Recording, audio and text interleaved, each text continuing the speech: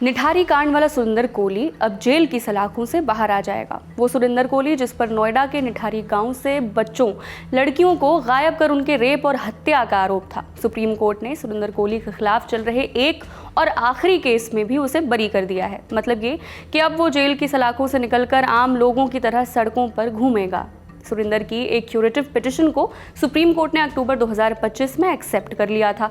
मतलब सुरिंदर की तरफ से कोर्ट को अपने ही फैसले को दोबारा देखने की गुजारिश की गई थी और अब 11 नवंबर को सुप्रीम कोर्ट का फैसला आ चुका है और कोर्ट ने अपने ही पुराने फैसले को पलटते हुए ये जजमेंट दिया है कि सुरिंदर कोहली जिस एक केस में सजा काट रहा था उस केस को ही बर्खास्त किया जाए। असल में उसे 13 में से 12 केसों में इलाहाबाद हाईकोर्ट ने साल 2023 में रिहा कर दिया था और एक केस के आधार पर उसे सजाए मौत की जगह आजीवन कारावास की सजा मिली।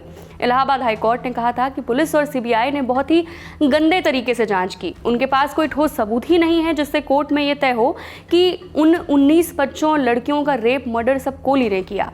इलाहाबाद हाईकोर्ट ने बाकायदे जांच एजेंसियों और उत्तर प्रदेश पुलिस को जजमेंट पास करते वक्त लताड़ा था, क्योंकि हाईकोर्ट का मानना था कि उनकी खराब लापरवाह इन्वेस्टिगेशन के चक्कर में ही सुरिंदर कोहली और मुनिंदर सिंह पंढेर के खिलाफ कोई ठोस केस बनता नजर नहीं आता। बेंच में बैठे chief justice BR Gavai, justice Suryakant और जस्टिस विक्रम नाथ ने बेसिकली ये लॉजिक लगाया कि जब सुरिंदर कोहली के खिलाफ सारे केस में एक ही तथ्य पेश किए गए, सारे सबूत भी एक थे और उन सबूतों को सही ना मानते हुए इलाहाबाद हाईकोर्ट ने उसे 13 में से 12 केस में बरी कर दिया, तब उन्हीं तथ्यों और सबूतों का आधार लेते हुए सुप्रीम कोर्ट उसे दोषी साबित नहीं कर सकता और इसी आधार पर उसके खिलाफ एक आखिरी केस में भी उसे बरी कर दिया गया और अब वो एक आज़ाद इंसान है। आप क्या सोचते हैं इस फैसले पर?